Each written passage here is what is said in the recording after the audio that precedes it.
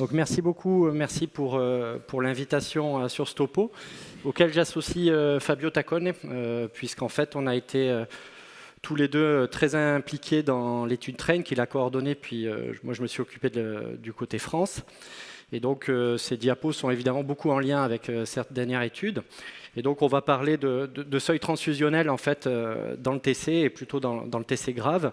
J'ai quelques liens d'intérêt mais aucun avec cette présentation. Alors si on regarde les guidelines, en fait depuis longtemps on ne sait pas bien comment on doit transfuser ces patients en neuroréanimation. Vous voyez dans ces guidelines du British Journal of Hematology, il y avait, quand on a un traumatisme crânien, il faudrait peut-être faire une cible à 9. Et puis, lorsqu'on regarde par exemple les guidelines de l'ESIGM, vous voyez qu'ils étaient incapables de faire une recommandation entre une stratégie qu'on dirait restrictive, c'est-à-dire en gros on va viser plutôt 7 grammes, versus une stratégie qu'on appelle libérale, c'est-à-dire qu'on va se donner des seuils transfusionnels qui sont plus hauts, typiquement 9 grammes, voire 10 grammes, dans certains auteurs, voire d'autres même supérieurs à 10 grammes. En tout cas, il y avait une incapacité à formuler une recommandation jusqu'à récemment. Lorsqu'on regarde en pratique, ça c'était une enquête qu'avait fait Raphaël Badenes, qui travaille en Espagne dans le centre de Valence. Vous voyez que lorsqu'on demande aux centres européens à partir de quand ils transfusent des cérébrolésés, vous voyez qu'il y a différents chiffres d'hémoglobine qui sortent, la majorité étant plutôt 7 grammes. Il y avait le 8 grammes, et lorsqu'on regardait les traumatisés crâniens en particulier, il y avait même des cibles plus hautes, jusqu'à 9 grammes. Et aussi, beaucoup décrivaient également des transfusions guidées sur d'autres paramètres. Typiquement, lorsqu'on a une diminution de l'oxygénation cérébrale, pourquoi pas transfuser, et donc avec des triggers d'hémoglobine qui, du coup, des seuils qui seraient beaucoup plus hauts. Et puis d'autres publics qui montrent des pratiques très hétérogènes. Regardez aux US, c'est plutôt 8-9 grammes. 7 grammes si vous êtes au Canada, et puis si vous êtes en Europe du Nord, des seuils qui sont carrément plus élevés, qui sont dans la vieille légende des fameux 30% d'hématocrites, 10 grammes d'hémoglobine, le fameux 30-10. Center TBI, donc c'est cohorte européenne de TC grave. Vous voyez ici l'évolution sur la gauche, l'évolution des patients avec selon les chiffres d'hémoglobine et comment ils changent de catégorie au fur et à mesure qu'ils perdent du sang ou qu'ils sont transfusés. Et vous avez surtout à droite les seuils d'hémoglobine, c'est-à-dire l'hémoglobine avant la transfusion. Vous voyez que la France, on est à peu près au milieu, c'est-à-dire qu'on est entre 7 et 9 grammes par décilitre, mais vous voyez qu'il y a une grande hétérogénéité dans le monde en fait et en Europe pour ce seuil transfusionnel. Alors pourquoi il y a cette hétérogénéité? Parce qu'en fait, il y a un débat sans arrêt en savoir si c'est l'anémie, c'est bon ou mauvais. On sait que l'anémie profonde, c'est mauvais pour le cerveau. C'est des vieilles études chez des volontaires singes et qui ont faisait de l'anémie par dilution isovolémique. Vous voyez que lorsqu'on est en gros en dessous de 5 grammes par décilitre, on est un peu plus bête que les autres, grosso modo. On a du mal à faire des tâches en fait, cognitives ou répétitives. Et c'est pour cette raison que globalement, dans la population générale de Réa, on considère que le fameux 7 grammes comme seuil transfusionnel pour éviter de tomber finalement dans des seuils si bas. Mais néanmoins, il y a des preuves également dans la littérature que peut-être ce seuil de 7 grammes n'est pas bien adapté lorsqu'on est cérébrolésé. Et notamment, il y a des études de cohorte qui ont regardé la valeur de la PTE2 selon le chiffre d'hémoglobine. C'était notamment Maro Odo qui avait fait ça en Philadelphie. Maintenant, il travaille à Lausanne. Mais vous voyez que lorsqu'on a moins de 9 grammes par décilitre d'hémoglobine dans le sang, on a un décrochage de la PTE2, ce qui ferait dire que peut-être le seuil transfusionnel se situait autour de 9 grammes. Et puis, ces études aussi, avec les données de Center TBI, vous voyez que l'odds ratio de mauvais devenir neurologique, il augmente au fur et à mesure que l'hémoglobine baisse, en fait. Donc peut-être un lien également entre le seuil d'hémoglobine et le mauvais devenir neurologique, avec des seuils bas étant plus en relation avec des mauvais devenirs. Donc quand les patients sont à 7 grammes, moins bon devenir que quand ils sont à 9 grammes. Mais on sait aussi que la transfusion sanguine, c'est mauvais.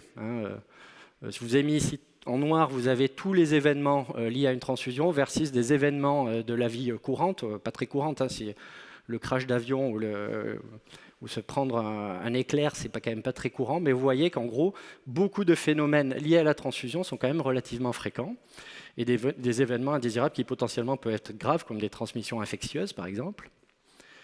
Il y a également beaucoup d'études rétrospectives de pas top qualité, mais qui montre également une association entre la transfusion de globules rouges et un mauvais devenir neurologique chez des patients jusqu'à 6 mois.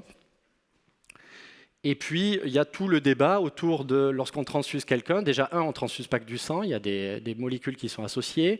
Et de deux, les molécules, les globules rouges qu'on va transfuser n'ont peut-être pas des propriétés exceptionnelles.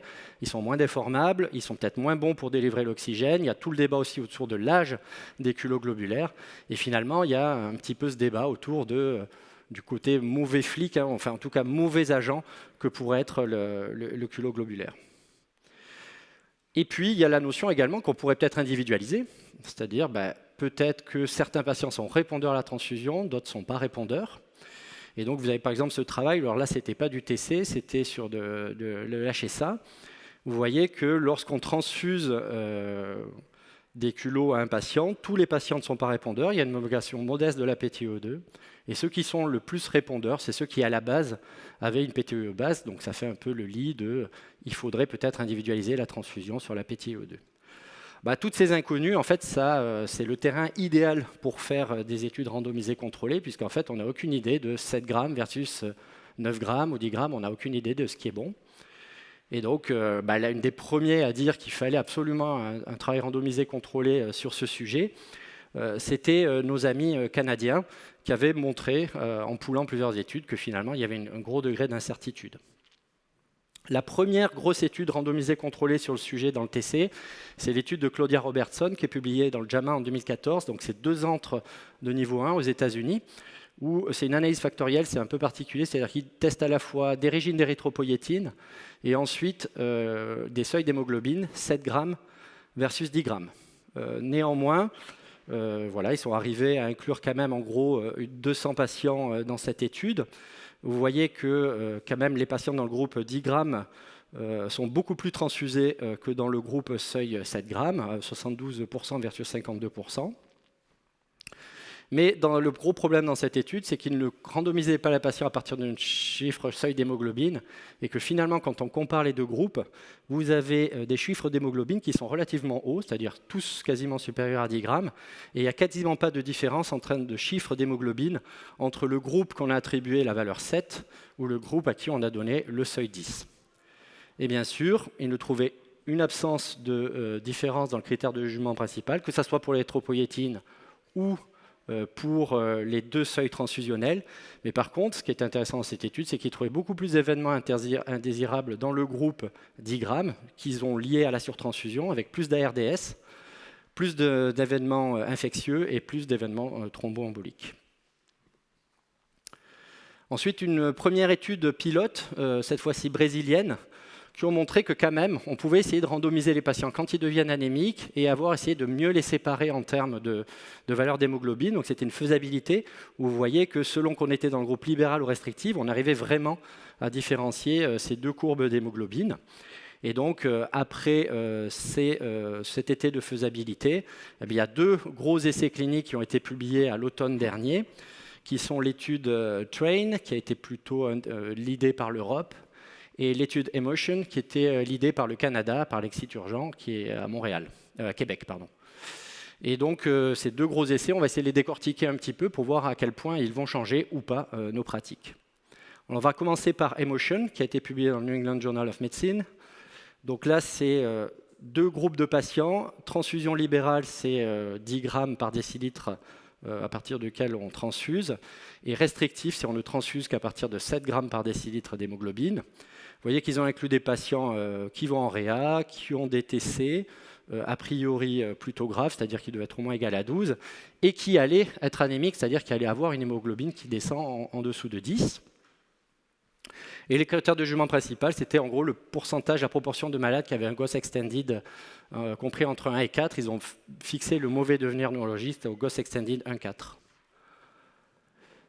Quelques différences néanmoins à baseline, ça c'est le fruit du hasard, même en randomisant. Un peu plus de lésions extracrâniennes dans le groupe restrictif, un peu plus de score moteur à 1 également dans le groupe restrictif, un peu plus d'anomalies pupillaires dans le groupe restrictif également. Si on regarde également un peu plus de monitoring invasif dans le groupe restrictif, et par contre, vous voyez des temps moyens, enfin une hémoglobine à randomisation qui était correcte, autour de 9 grammes par décilitre, et un temps entre l'admission à la randomisation qui était aux alentours d'un peu plus de 2 jours avant d'être randomisé. Et ce qu'on peut dire, c'est qu'ils ont bien fait les choses, parce que si vous regardez les chiffres d'hémoglobine à travers le temps pour les deux groupes, vous voyez qu'il y a clairement une différence d'hémoglobine. Vous voyez qu'on est vraiment proche du seuil de 7 dans le groupe restrictif et très proche au-dessus de 9, de 10 pardon, vers 10 pour le groupe libéral. Et vous voyez que la proportion de transfusion est également très différente, quasiment 100% de transfusion dans le groupe libéral et 38% dans le groupe restrictif. C'est-à-dire qu'il y a quand même des patients, bien sûr, qu'il faudra transfuser pour maintenir à 7. Et des volumes de transfusion en termes de kilos qui sont quand même importants. 1,5 litre dans le groupe libéral en médiane et 300 millilitres dans le groupe restrictif. Donc ça, c'est le critère de jugement principal. Donc c'est une étude qui est négative, qui n'a pas montré, enfin qui est neutre, qui n'a pas montré qu'un groupe était supérieur à l'autre. Néanmoins, quand on regarde dans le global, il y a quand même 5% de devenir neurologique, même si ce n'est pas significatif, meilleur dans le groupe libéral. Et quand on dichotomise le GOS Extended à 4, comme ils avaient prévu, il y a également 6% de différence, même si l'intervalle de confiance comprend 1, et du coup on ne peut pas conclure. Mais en tout cas, il y a quand même une petite différence en faveur du libéral, même si elle n'est pas statistiquement significative.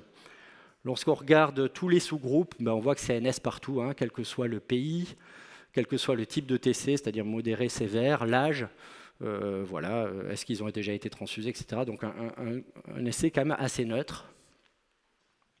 Et là, vous avez la répartition, donc vous avez peut-être l'habitude de voir ces répartitions de GOS Extended à 6 mois. Et vous voyez que quand même, dans le groupe libéral, on a quand même un peu plus de catégorie 5 et même un peu plus de groupe libéral et de plus de catégorie 4, même si ce n'est pas significatif. Spontanément, lorsqu'on regarde quand même les deux répartitions, on a l'impression que les patients dans le groupe libéral ont un poil mieux de meilleur devenir neurologique que les patients dans le groupe restrictif.